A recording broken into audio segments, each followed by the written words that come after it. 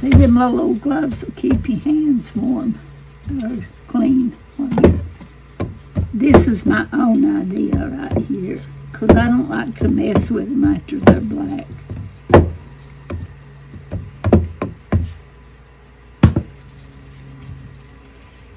Is that golly? I've got a bunch of them there. Look right here in front of you. Yeah.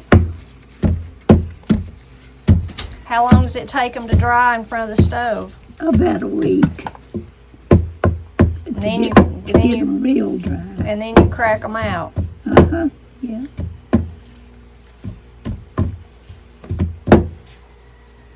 Yeah.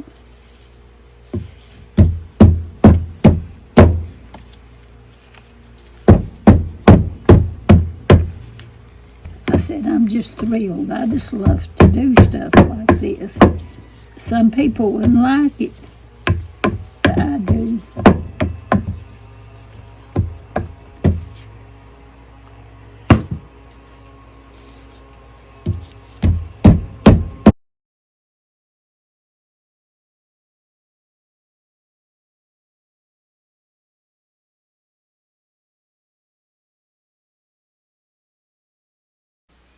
So in the first part of this video, you saw Granny cracking out her black walnuts. Granny is crazy about black walnuts. I'm crazy about black walnuts too. I grew up eating them with Granny and Pap, and they're just my favorite nut. The black walnut is native to Appalachia. They grow wild all over the place. So that nut is common in a lot of recipes that you'll find in Appalachia, and also just for people to eat out of hand. Not so much today as in days gone by, because in older days, like when Granny was a girl, a lot more people every year, they had to worry about their food. Like today, I can go to the store and buy black walnuts. But in those days, you had to actually think about what you were going to eat that winter. And if you wanted black walnuts, you wasn't going to go to the store and buy them. You might buy them from some person that cracked them out, but mostly you were going to crack them out yourself. You were going to take that step and make sure that you had yours for the winter, for winter use. Well, black walnut is a really hard nut to deal with. First, there's that outer layer, that hull. You saw Granny, which is really unusual, that she gets hers off when it's green. And some people will say that you're not supposed to do that, but she's done it like that. Like she said, that was her own invention because she didn't like to get messy, and it works out just fine for her. Most people will wait till it starts deteriorating, and then it's easier to get off. Like you've seen Granny using a hammer, then you can basically just pull it off with your hands. A lot of people will spread them out like in the road or in their yard in a certain area, and they'll run over them with their car or with a tractor or four-wheeler or something, and that'll break those off. Then once that part's off, you have to let them cure. You have to let the nut part dry out. So like Granny was saying, she would put hers by her heater, and that's another thing that's up for debate. A lot of people will tell you they have to cure for a certain amount of time, but you can't go past that amount of time. Well, I've found that not to be true. Obviously, Granny, she cures hers for about a week or something in front of the heater, and then she just starts cracking them out. She can't wait, And I've found sometimes when I've been lazy and not got all mine cracked out, that even past the point that most people would say, well, those are no good, you probably should just throw them away, they're still good. So that's something that that Granny and I have found, that it's not necessarily what the textbook tells you about black walnuts. But speaking of cracking them out, so you've seen the handy dandy cracker Granny had. Someone in her family made that for her. Before that, when I was growing up, I remember Granny would use a board out on one side of our house. We didn't have a porch or a deck or anything. We just had concrete blocks for steps, and she'd sit on those steps with a board and she'd crack out walnuts that way. She was just so determined to get them out. Once you crack them open, some people use a bobby pin or a little nut pick or different ways of trying to get out the goodie. People call that the nut the goodie, trying to get the goodie out in a whole piece or the largest piece that you can, Other people would use a vise. Maybe they would put the walnut in a vise and crank it down till it cracks, or you put it in a vise and use a hammer that way. So there's varying different ways. I've seen a few other crackers like Granny's. That one was made, I think from the part that goes over is the flywheel out of a car. Like I said, someone in her family made it for her. I have one that Kenneth Roper, my dear friend Kenneth Roper, made me. I don't know if you can see it right here. It's lovely. I'll hold it up here. But this part is not out of a car. Kenneth is a machinist, so he made all these parts. He even put them on this back side. It's even got my name, Tipper. But the nut goes in this part right here, and you can adjust on this side to the thickness, and then you crank it, and it cracks. So it works very well. Kenneth used to, after he made mine, he sold a few, but he's not selling them now. But maybe you could find someone that is. Another way to crack them, after I'd wrote about black walnuts a couple of times on the Blind Pig and the Acorn, a gentleman sent me a black walnut saw that actually there's a little jig that you put the black walnut in, and then you saw around it, and it comes out in 2 pieces. Now, if you go to the Blind Pig and the Acorn and search for that, you can find that. The post where I wrote about the saw he gave me. And also, if you just do a Google for a black walnut saw, I'm pretty sure he patented it. He's the only person probably out there making them, so you might be able to find one that way and actually purchase one and get it if you'd like one. But today I have something really special I'm going to share with you, a recipe. So this, if you can see it, this is a recipe that was my husband's great-grandmother's. Her name was Dolly. And my husband's mother, Miss Cindy, shared it with me. So this is black walnut cookies. Well, I grew up eating black walnuts in cakes and muffins and bars and things like that, and just out of hand, like I said. But I'd never ate them in cookies until Miss Cindy shared this recipe for me. And she even, this is Dolly's handwriting, and Miss Cindy even laminated this for me to keep because she knew I loved stuff like that. So I'm going to show you how to make Dolly's black walnut cookies. So first we're going to put in 3/4 cup of shortening. And I'll leave the link to this recipe in the description below, so you don't have to worry about writing it all down as we go. And then I have 2 cups of brown sugar. And I'm going to let that cream for just a few minutes.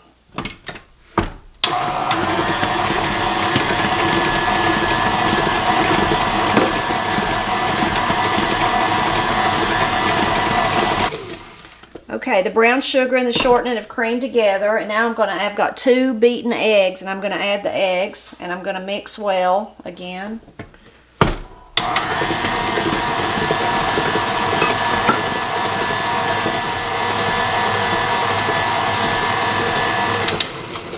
Okay, now I'm going to add a teaspoon of vanilla.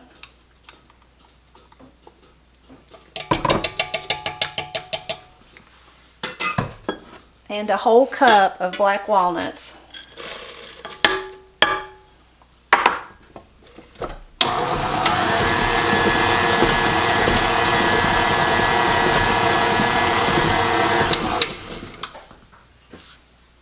Okay, I have 3 cups of plain flour or all-purpose flour. Dolly's recipe actually says pastry flour, but I've never had pastry flour, so I just use all-purpose and it works out fine. And to that, I'm going to add half a teaspoon of salt and a half a teaspoon of baking soda to the flour and mix that up good.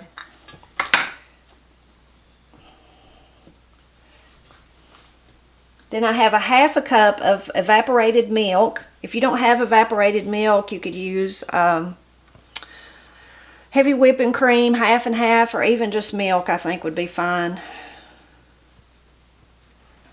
And so I'm gonna take turns. I'm gonna put some flour mixture, then evaporated milk, then flour mixture, and then evaporated milk. You know, you've seen a lot of recipes like that where the cakes where you alternate between your dry and wet ingredients. So we're going to do that. I'm going to start with the flour.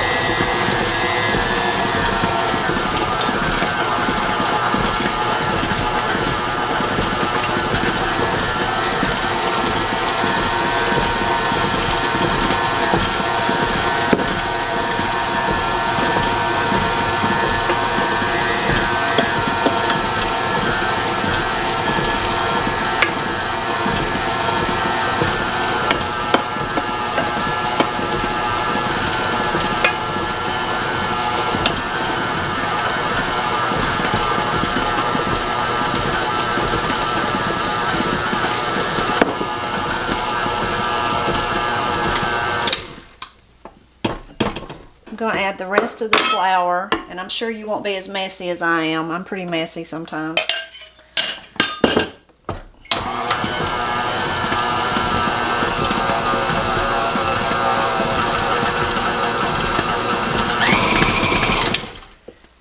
Now that the dough's done, I'm going to drop them by rounded teaspoons. Well, you could use whatever size you want. I use a teaspoon, but if you wanted larger cookies, use a larger spoon. If you want smaller cookies, use, something smaller or half a teaspoon or whatever you'd like. But we're going to drop them onto a greased cookie sheet, and we're going to bake them at 400 degrees for about 7 to 10 minutes. My advice is always to watch the cookies, the first round at least, really closely in your oven, so then you know how long it takes in your oven. Ovens vary from place to place, so from house to house, I should say. So keep a good watch on them the first time you make them, and then you'll know. But in my oven, it takes about 7 minutes.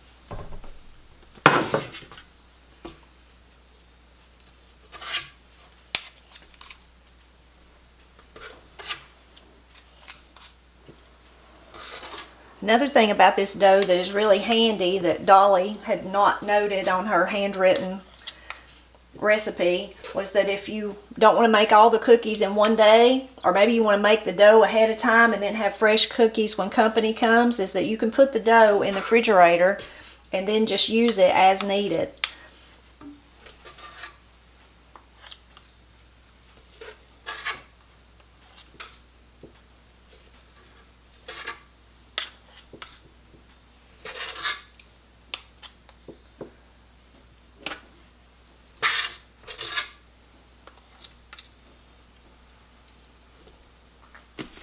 I'm going to put these in the oven now. I just got the cookies out of the oven. They're so good. I think I'm going to take some down to Granny and share with her, and I'm going to be sure to take some to Miss Cindy tomorrow so that she can taste them, since this was her grandmother Dolly's recipe. They're so good. But before I leave you, I want to tell you one more story about cracking walnuts. You know, John Paris is one of my favorite writers of Appalachia. He focused primarily on Western North Carolina, and what I'm going to share with you today is just a little excerpt from a piece that he wrote about a man, George Smathers, in Haywood County. Well, I especially like it because it's about black walnuts, but I also especially like it because George Smathers lived in the same area where my husband, the deer hunter, Matt, where he was raised up in the Dutch Cove of Canton in Haywood County. So this is the Champion Walnut Cracker was the name of the piece that I'm just going to read you a little portion of it though. The old man sat in a split-bottom, straight-back chair cracking out walnuts with a hammer on a locust stump in the front of his woodshed. The preacher down at Morning Star calls me the Champion Walnut Cracker of Haywood County, he said. That's what he told me, and I don't guess anybody else does crack as many walnuts. George Smathers grinned and his eyes twinkled. There's one thing for a fact, he said. You won't find a walnut cracker as old as me. I'm just 9 months away from being 100 years old, the oldest man that ever lived in the Dutch Cove. Got in the walnut cracking business about 7 or 8 years ago, so I'd have me a little extra spending money. The women folks around here and down at Canton, they take all I can crack out. They put them in their Christmas cakes. There's nothing finer than a walnut cake. I generally sell about 40 pounds of walnut meat a year. I cracked out 50 pounds last fall. I figure on knocking out 40 or 50 pounds this year. Got $3.75 a pound last year, but I'm going to get $4 this year, or I'm not selling them. I'll just throw them all away. I don't figure that's too high, what with all the work that goes into it. You have to go out and go hunting all over the country for walnuts, then you got to hull them, then you got to dry them, and then you got to crack them. If it wasn't for having something to pass off my time, I wouldn't bother with them. So you can see why George Smathers was the champion cracker of Haywood County. Sure sounds like he was, maybe even the champion walnut cracker all over. 40 pounds, that's a lot of walnuts. Takes a lot of walnuts to make 40 pounds. That's almost unbelievable. I hope you've enjoyed this little video about black walnuts, especially Dolly's recipe. If you try it out, I hope you'll enjoy it. But mostly, I just hope you'll drop back by often as I celebrate Appalachia.